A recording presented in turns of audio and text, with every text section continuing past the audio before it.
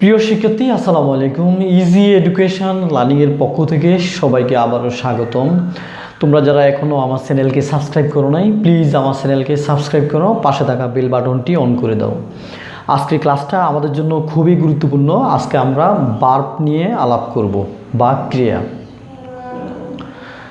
কোনো sentence verb ছাড়া গঠন করা যায় না। ভার্ব একটা সেন্টেন্সের জন্য অত্যন্ত গুরুত্বপূর্ণ। পার্টস অফ স্পিচ 8 প্রকার। এই 8 প্রকার পার্টস অফ স্পিচের মধ্যে ভার্ব সবচেয়ে গুরুত্বপূর্ণ। এমনকি একটা ওয়ার্ড দিয়ে, একটা ভার্ব দিয়ে একটা অর্থপূর্ণ সেন্টেন্স করা যায়। যেমন আমি যদি বলি গো,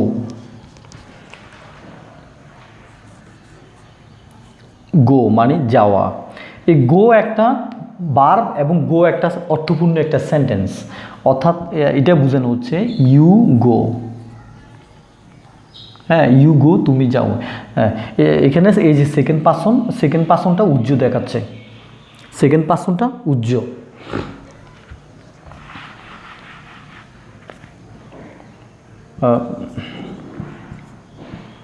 ইউ গো। এখানে এই যে সাবজেক্ট সেকেন্ড পার্সন, এই সেকেন্ড পার্সনটা এই জায়গায় উজ্জ্ব ছিল। যা এটা আমরা প্রকাশ করিনি, এই অংশটা উজ্জ্ব ছিল। তো গো একটা ভার্ব এবং গো একটা অর্থপূর্ণ সেন্টেন্স।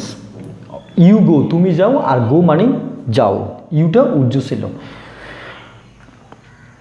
তাহলে প্রিয় শিক্ষার্থী, আমরা দেখতে পেলাম একটা ভার্ব দিয়ে একটা অর্থপূর্ণ সেন্টেন্স করা যায়।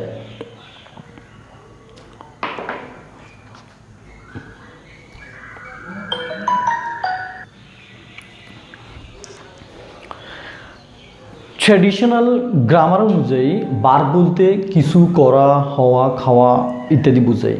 কিন্তু ইংরেজিতে এমন কিছু ভার্ব আছে যেগুলো দিয়ে করা, হওয়া, খাওয়া বোঝায় না। তো চলো আমরা দেখি।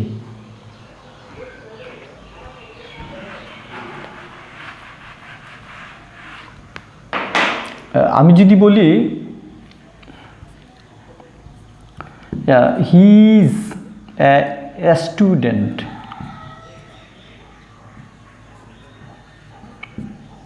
সে একজন ছাত্র। এই যে এখানে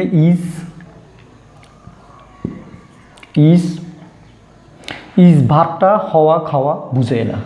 এই ইজ ভার্বটা যদিও বলা হয় ভার্ব ছাড়া কোনো সেন্টেন্স গঠন করা যায় না, অথচ এখানে যে ইজ ভার্ব দিয়ে কোনো হওয়া, খাওয়া বুঝায় না। তাহলে ট্রেডিশনাল গ্রামার অনুযায়ী যে সংখ্যাটা, ভার্ব বলতে হওয়া, খাওয়া, করা ইত্যাদি বুঝায়, কিন্তু সে অনুযায়ী ইজ দিয়ে এখানে করা, হওয়া, খাওয়া বুঝাচ্ছে না। এরপরও ইজ প্রকৃত ভার্ব।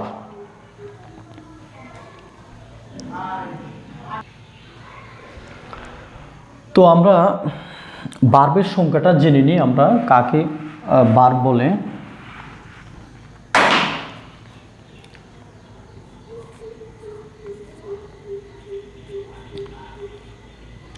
Definition of verb.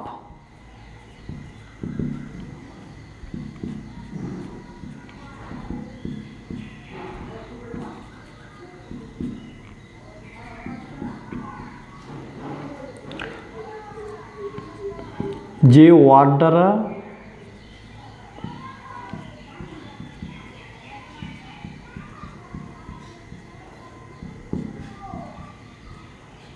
কোনো কিছু করা, হওয়া, খাওয়া ইত্যাদি বুঝায়।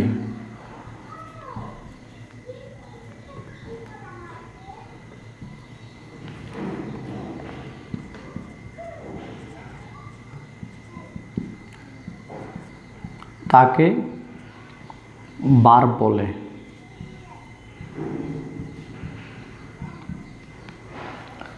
তো প্রিয় শিক্ষার্থী, ভার্ব প্রধানত দু প্রকার।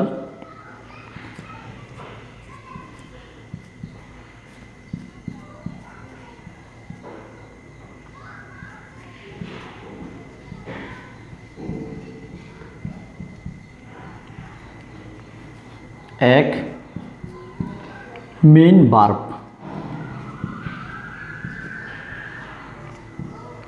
मेन वर्ब और प्रिंसिपल वर्ब।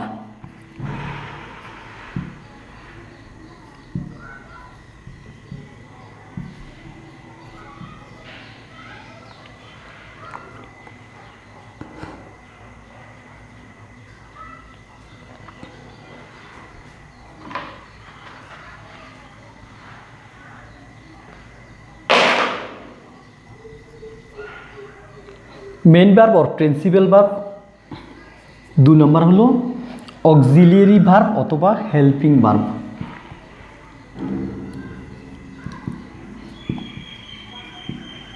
ऑक्सिलियरी वर्ब और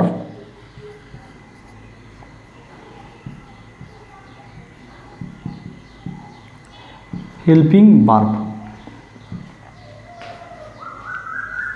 तो আমরা মেইন ভার্ব কি আমরা জেনে নিই। মেইন ভার্ব বলতে বোঝায় যেমন গো, ডু, তারপরে ব্রেক, এরপরে আমি দিতে পারি আমরা কল বলি, কল, হ্যাঁ আর অনেক হতে পারে, যেমন রাইট ইত্যাদি হলো মেন ভার্ব। এগুলো হলো মেন ভার্ব।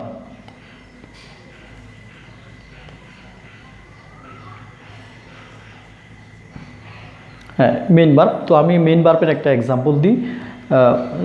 আমি যদি লিখি হি গোজ টু স্কুল।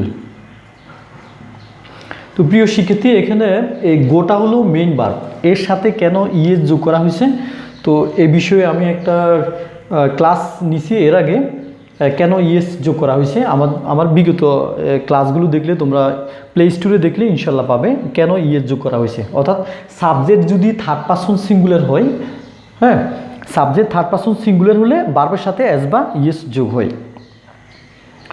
তো আমি এই বিষয়টা তাহলে আরেকটু ক্লিয়ার করি। যদি আমি এই ধরনের আরেকটা সেন্টেন্স দিই, মনে করো হি আমি লিখছি হি কল, হ্যাঁ হি কলস,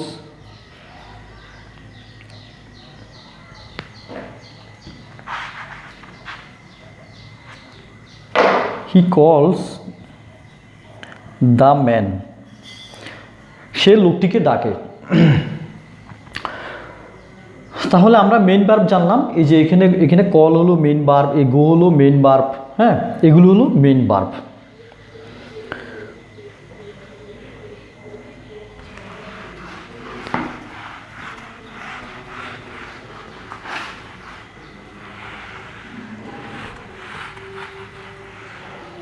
তো প্রিয় শিক্ষার্থী, আমি ওখানে কেন ইএস দিছি এই বিষয়টা আমি একটু ক্লিয়ার করি।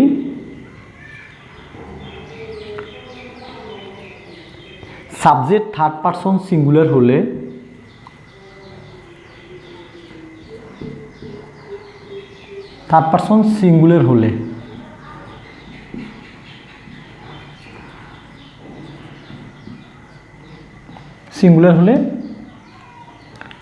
ভার্বের সাথে এস বা ইএস যোগ হয়, এস বা ইএস যোগ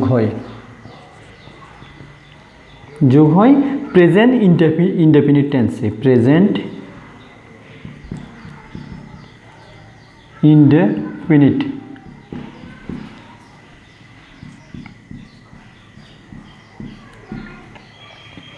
আচ্ছা, তাহলে আমরা জানলাম সাবজেক্ট যদি থার্ড পারসন সিঙ্গুলার হয় তাহলে ভার্বের সাথে এস বাই এস যোগ হয়। তো সাবজেক্ট থার্ড পারসন কোনগুলো? আচ্ছা এটা আগে আমাদের পারসন চিনতে হবে। পাঁচ পারসন হলো আই উই, হ্যাঁ পাঁচ পারসন। তো এই সিঙ্গুলার মানে একজনকে বুঝাবে, যেমন আইটা হলো সিঙ্গুলার, আই সিঙ্গুলার, উই হলো প্লুরাল।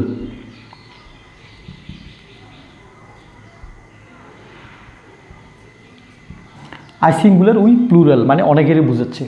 ফার্স্ট পারসন, তারপরে সেকেন্ড পারসন, সেকেন্ড পার্সন কারা? সেকেন্ড পার্সন একমাত্র ইউ অথবা ইউরস, সেকেন্ড পার্সন। আর থার্ড পার্সন কারা?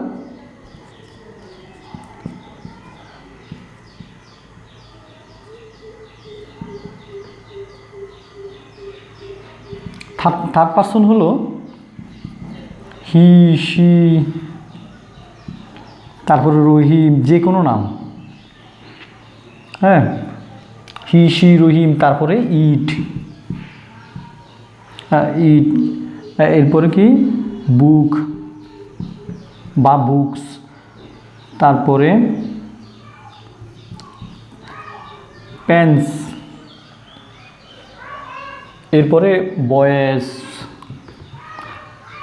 গার্লস, হ্যাঁ, এরা থার্ড পার্সন। তো থার্ড পার্সন এরা হলো, এগুলো সবগুলো সিঙ্গুলার, মানে কি এক, সিঙ্গুলার মানে একটা বুঝাচ্ছে, সিঙ্গুলার, হি, শি, রহিম, ইট, এগুলো একজন একজন বুঝায়, কিন্তু এগুলো প্লুরাল, এগুলো অনেকের বুঝায়, প্লুরাল। বুকস মানে বইগুলো, পেন্স কলমগুলো, বয়েস বালকগুলো, গার্লস বালিকাগুলো, এগুলো অনেকের বুঝায়।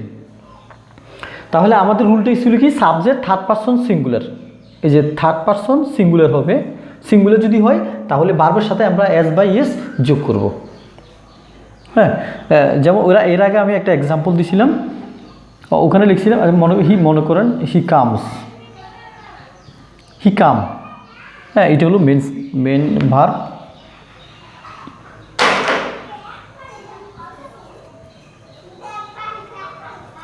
হি কাম, সে আসে, এট হোম, সে বাড়িতে আসে,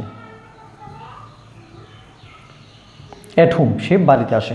আচ্ছা, তো প্রিয় শিক্ষার্থী, এখানে এই যে হি, এই যে থার্ড পার্সন, হিটা হলো থার্ড পার্সন, এবং সাবজেক্ট যদি থার্ড পার্সন সিঙ্গুলার হয়, থার্ড পার্সন সিঙ্গুলার হয়, ভার্বের সাথে এস বাই এস যোগ হবে, তাহলে এখানে ই এস যোগ হবে, যেহেতু ই আছে এখানে এস যোগ হবে।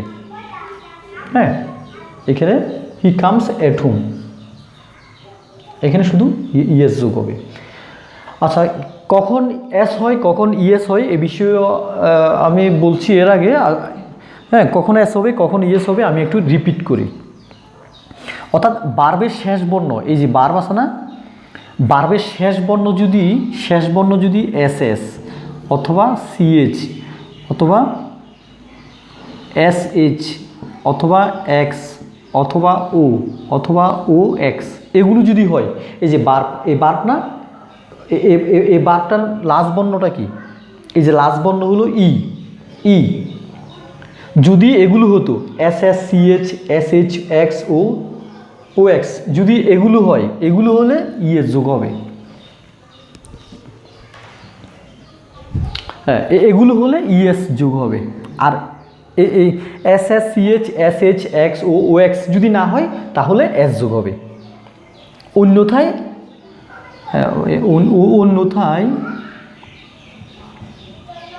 অন্যথায় এস যোগ হবে।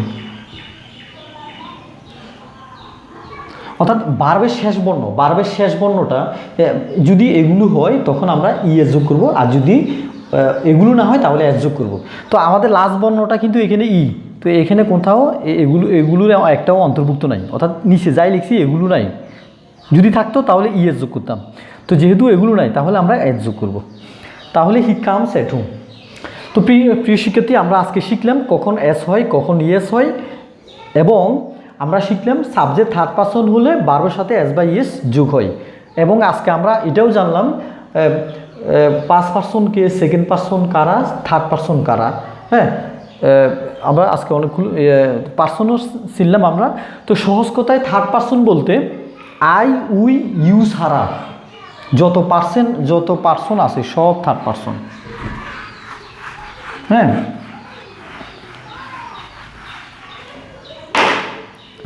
আই,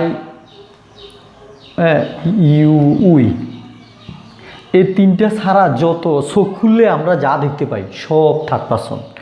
তো এই থার্ড পার্সনের মধ্যে কিছু সিঙ্গুলার কিছু প্লুরাল, আই, উই, ইউ, বা আই, ইউ, ইউটা উই আগে লিখলে ভালো হতো, আই, ইউ, উই, এই তিনটে ছাড়া যত পার্সন আছে সবগুলো পার্সনই থার্ড পার্সন। তো প্রিয় শিক্ষার্থী, আমরা এতক্ষণ জানলাম মেইন ভার্ব অথবা প্রিন্সিপাল ভার্ব সম্বন্ধে আমরা জানলাম। এখন আমরা জানবো অক্সিলিয়ারি ভার্ব সম্বন্ধে। এই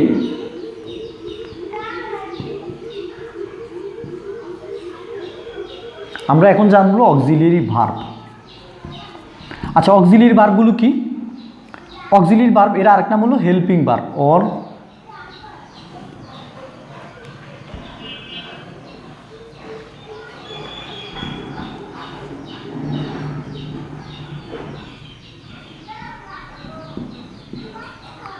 or helping verb অথবা সাহায্যকারী verb.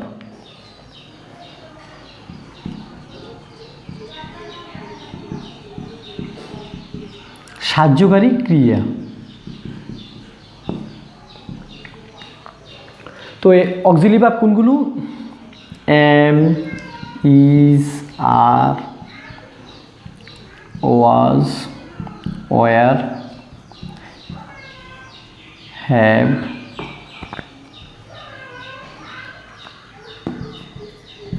have, has, had, do, এগুলো হলো অক্সিলিয়ারি ভার্ব অর্থাৎ সাহায্যকারী ভার্ব। তো এগুলোর একটা আমি এক্সাম্পল দিই, যদি আমি লিখি যেমন হি ওয়াজ নাইস। হ্যাঁ, তো আমরা এই যে অক্সিলিয়ারি ভার্ব আমরা ব্যবহার করলাম। তো মনে রাখতে হবে অক্সিলিয়ারি ভার্ব হলো সাহায্যকারী ভার্ব অর্থাৎ মেইন ভার্বকে সাহায্য করে। যদি আমি এখানে আরেকটা সেন্টেন্স দিই, মনে করেন আই এম ডান, আমি করিয়েছি, আই এম ডান।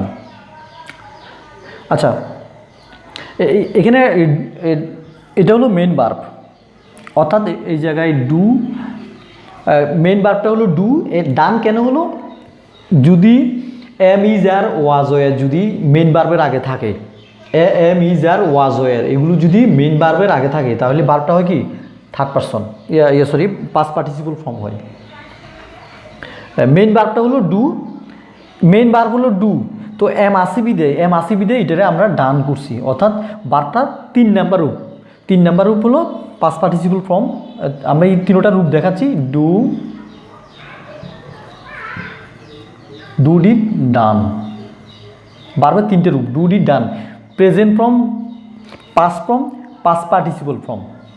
তো আমাদের এখানে আমরা ডান বসাইছি, এর কারণ হলো যদি সামনে অক্সিলিয়ারি ভার্ব থাকে এতে করে আমরা প্যাসিভ ফর্মে আমরা এটা পাস্ট পার্টিসিপল ফর্ম করব। তো আমি যেটা বলতে চাচ্ছিলাম এখানে এই যে এই সেন্টেন্সটা সম্পূর্ণ হতে, হ্যাঁ এই সেন্টেন্সটা সম্পূর্ণ হতে এই যে অক্সিলিয়ারি ভার্বের সাহায্য নিছে, অক্সিলিয়ারি বা হেল্পিং ভার্বের সাহায্য নিছে। হ্যাঁ, তাহলে আমরা বুঝতে পারলাম অক্সিলিয়ারি ভার্বটা মূলত মেইন ভার্বকে সাহায্য করে, এই জন্য বলা হয় helping verb.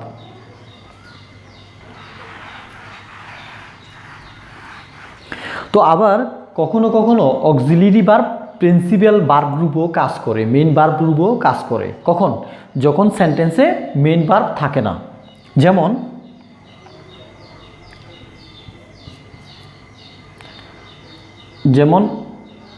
He is here,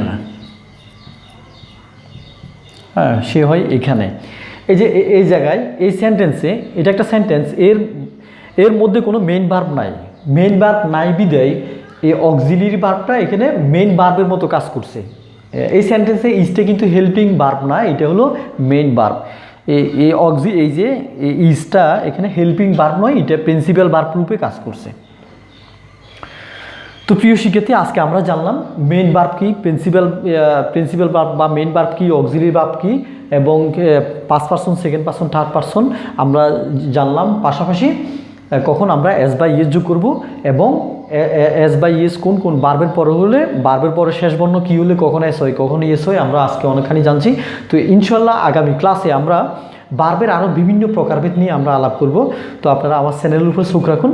তো প্লিজ যারা এখনও আমার চ্যানেলকে সাবস্ক্রাইব করেন নাই, প্লিজ আমার চ্যানেলকে সাবস্ক্রাইব করুন, পাশে থাকা বেল বাটনটি অন করে দিন। তো পরবর্তী ক্লাসের জন্য অপেক্ষা করুন। আমরা পরবর্তী ক্লাসে বিভিন্ন ভার্ব নিয়ে ইনশাল্লাহ আলাপ করব।